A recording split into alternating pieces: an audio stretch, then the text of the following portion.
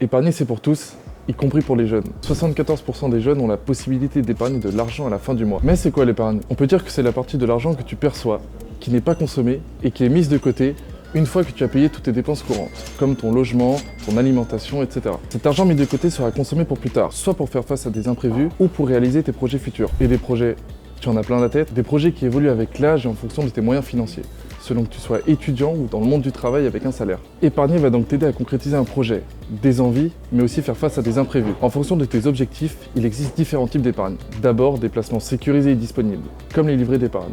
Tu peux y verser ou retirer ton argent quand tu veux, à condition de respecter les plafonds. Cette épargne sera disponible immédiatement pour faire face à des imprévus, ou bien pour concrétiser des projets futurs. Tu lui accordes l'utilité que tu veux. Ensuite, pour être plus assidu, tu peux programmer des versements réguliers. En mettant tous les mois une somme d'argent sur le compte épargne de ton choix, tu fais progresser tes économies au rythme que tu le désires. Enfin, pour préparer des projets plus importants, des produits d'épargne existent, comme le plan d'épargne logement ou l'assurance vie, qui permettent de constituer progressivement de l'épargne.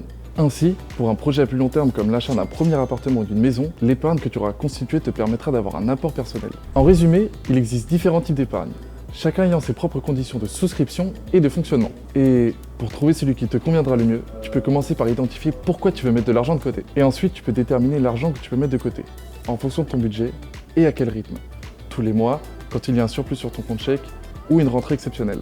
Voilà, maintenant tu le sais, l'épargne ça se construit au fur et à mesure. Et on est bien content d'avoir des économies pour réaliser ses envies.